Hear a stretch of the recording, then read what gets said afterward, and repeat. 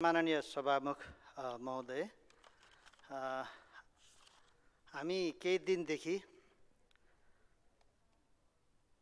नेपाल सरकारको नीति तथा कार्यक्रम सम्माननीय राष्ट्रपति श्री रामचन्द्र पौडेलज्यूले संघीय संसदको संयुक्त सदनमा सम्बोधन मार्फत प्रस्तुत गरिसक्नु भएको छ र हामी केही दिनदेखि नीति तथा कार्यक्रममा केन्द्रित भएर छलफल गरिरहेका छौँ। यो सरकार गठन भएको अहिले 9 महिना पुरा भएको छ।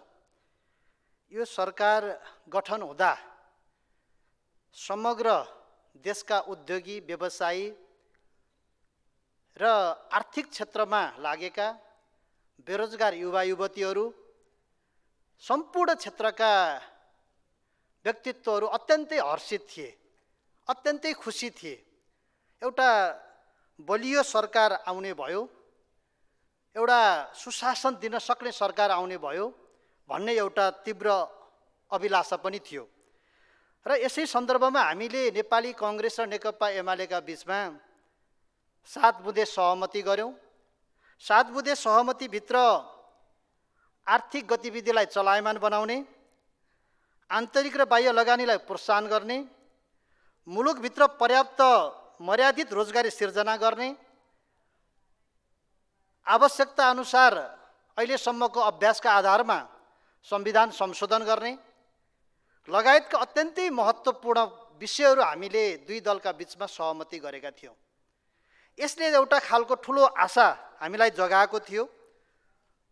तर कता कता हामीले आशा गरे अनुसार चाहिँ यो नीति तथा कार्यक्रममा केही कमजोरी भएको हो कि भन्ने पनि एउटा प्रश्न उठेको छ।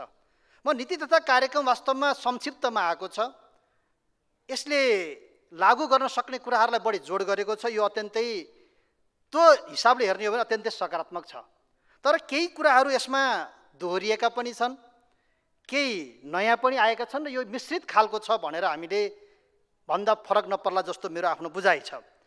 र यो पुँजीगत बजेट खर्च हुन सकिरहेको छैन, आयोजना परियोजना समयमा सम्पन्न हुन सकिरहेका छैनन्,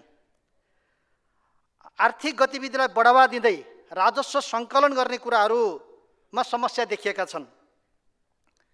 हामीले अर्थशास्त्रको विज्ञको रूपमा चिनिएका पूर्व सचिव रामेश्वर खनालको प्रतिवेदन, दिल्लीराज खनालको प्रतिवेदनलाई कार्यान्वयन गर्ने कुरा यो नीति तथा कार्यक्रममा आएको छ।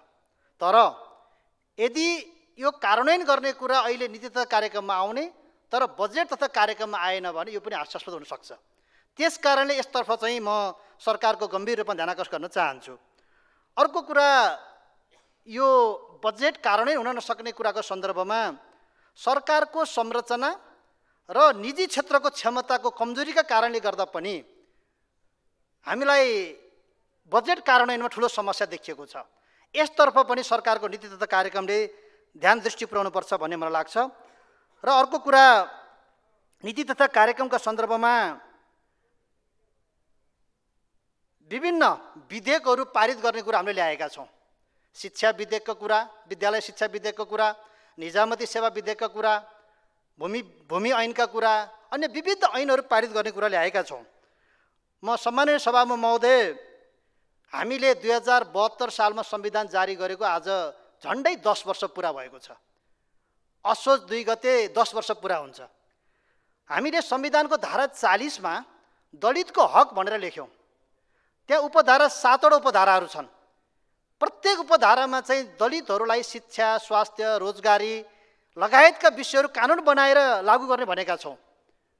तर यो अहिले आउँदै गरेको 82-83 को नीति तथा कार्यक्रममा यो विषय नपर्नु अत्यन्त दुःखद छ। सभामुख महोदय, म सरकारको ध्यान आकर्षण गर्न चाहन्छु। अर्को कुरा, अस्ति प्रमुख प्रतिपक्षी दलको नेता पूर्व प्रधानमन्त्री उहाँले दलितका बारेमा धेरै कुरा उठाउनुभयो, ध्यान आकृष्ट गर्नुभयो।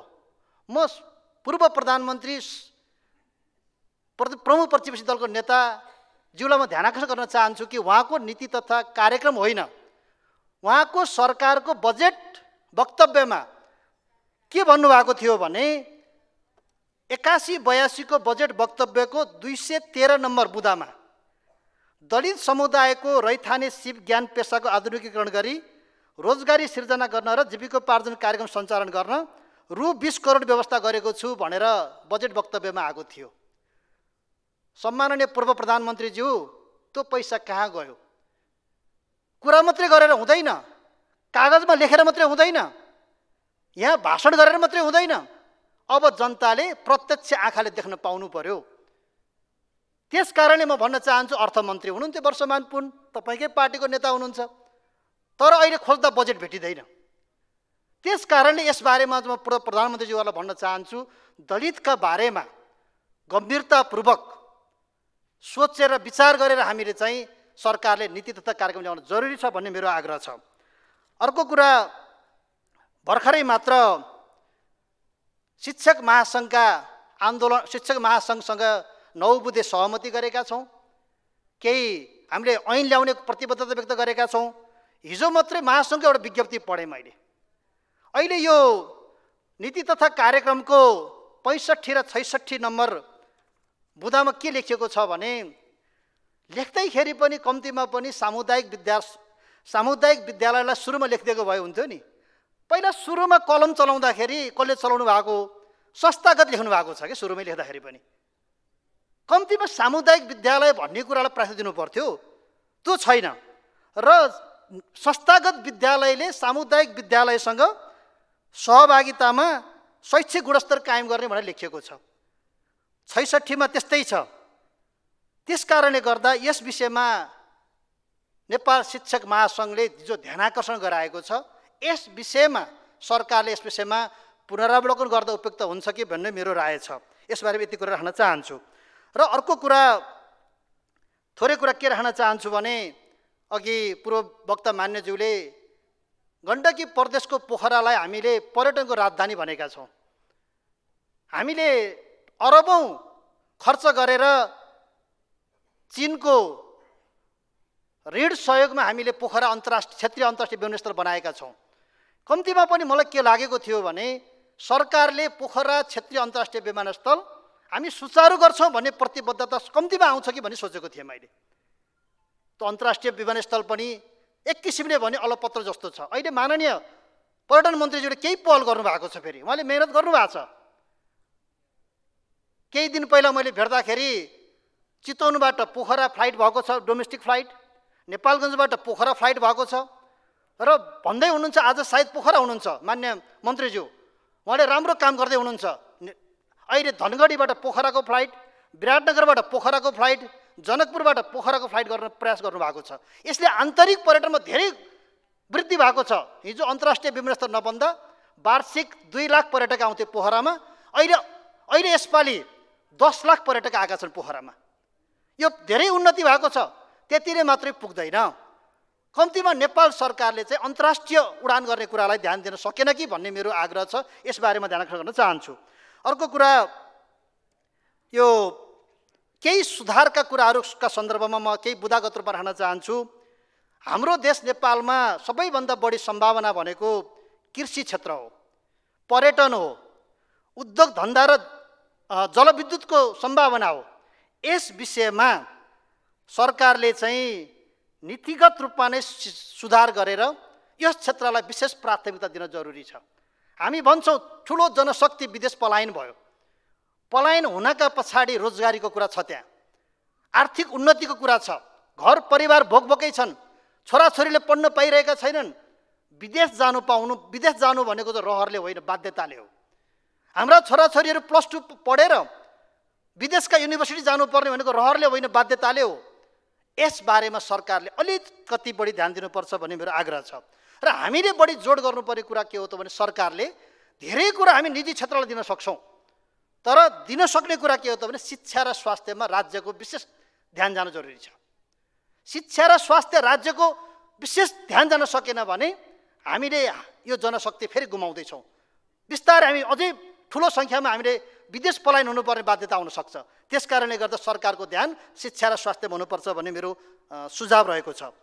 अर्को कुरा, आकर्षक रोजगारी। यहाँ रोजगारीका पनि केही कुरा आएका छन्। पढ्दै र काम गर्दै भन्ने पनि एउटा बुँदा आएको छ। आकर्षक रोजगारी सिर्जना गर्न आर्थिक वृद्धि चाहिन्छ, उत्पादन जरुरी छ, उत्पादकत्व वृद्धि गर्न उद्यमशीलताको विकास, श्रमिकको क्षमता र सिप विकास र मर्यादित श्रमको अभ्यास वृद्धि गर्न नीति तथा कार्यक्रम केन्द्रित हुनुपर्छ भन्ने मेरो सुझाव छ। हामीले काम मात्रै भनेर भएन, मर्यादित कामलाई चाहिँ हामीले ध्यान दिन जरुरी छ। काम गर्दा सानो भइँदैन भन्ने कुरालाई ध्यान दिन जरुरी छ।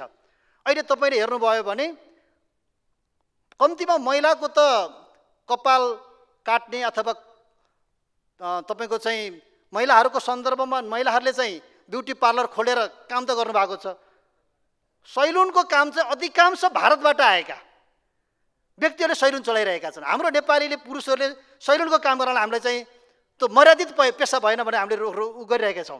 त्यस कारणले गर्दा सरकारले यस विषयलाई कसरी प्राथमिकता दिने हो, यस विषयमा ध्यान दिन जरुरी छ।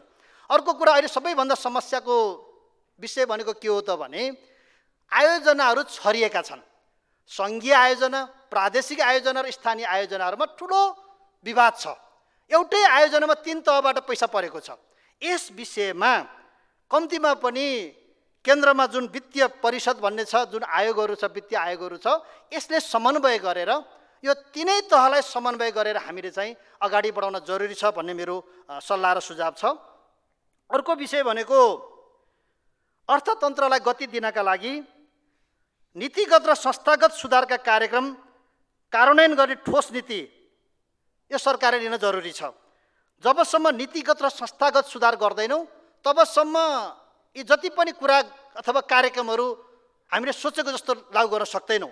त्यस कारणले गर्दा यस विषयमा म सरकारको ध्यान आकर्षण गर्न चाहन्छु। अर्को, आचरण सुधार, सुशासन र न्याय प्रवर्धन गर्न दह्रो नीतिगत चेत र सुधार कार्यको दृढतामा नीति तथा कार्यक्रमको ध्यान पुग्न सकिरहेको छैन। त्यस विषयमा म सरकारको गम्भीरतापूर्वक ध्यान आकर्षण गर्न चाहन्छु। र अन्तिममा म एउटा कुरा के राख्न चाहन्छु भने हामीले साँच्चीकै यो देश नेपालको विकास गर्ने हो, हामी सबैको धारणा साझा बनाउने हो भने मात्रै हामीले खोजेको लक्ष्य पुरा गर्न सक्छौँ। हाम्रो देश भौगोलिक हिसाबमा सानो छ, भौगोलिक विविधता छ। हामी सबै राजनीतिक दलहरू सरकारमा पुगेका छौँ, सधैँ यही प्रश्न उठाउँछौँ। सम्मानित, संक्षिप्तमा राख्न चाहन्छु, हामी सबै दलहरूको आर्थिक नीतिमा चाहिँ एउटा साझा धारणा बनाऊ, परराष्ट्र नीतिमा साझा धारणा बनाऊ र सामाजिक रूपान्तरणको नीतिमा साझा धारणा बनाऊ। यी 3टा कुरा, आर्थिक नीति, परराष्ट्र नीति र सामाजिक रूपान्तरणको नीतिमा साझा धारणा बनाएर जान सक्यो भने यो मुलुकको समृद्धि सम्भव छ। र अन्तिममा एउटा बुँदा मात्रै भन्न चाहन्छु सभामुख महोदय, यो नीति तथा कार्यक्रममा समृद्ध नेपाल सुखी नेपाली भन्ने नारा आएको छ। म नेकपा एमाले पार्टी जो हामी सरकारमा सँगै छौँ, उहाँहरूको घोषणापत्रमा पनि यो नारा छ र नेपाली कङ्ग्रेसको घोषणापत्रमा हामीले समुन्नत नेपाल सम्मानित नेपाली भनेर हामीले नारा बनाएका छौँ। अहिले सम्माननीय प्रधानमन्त्री नेकपा एमालेको अध्यक्ष हुनुहुन्छ। यो नीति तथा कार्यक्रममा समृद्ध नेपाल सुखी नेपाली आएको छ। भोलि कङ्ग्रेसको सरकार हुँदाखेरि मलाई आशा छ नेपाली कङ्ग्रेसको घोषणापत्रको नारा हामीले राख्न पाउने हो कि होइन, यो म दर्ज गर्न चाहन्छु।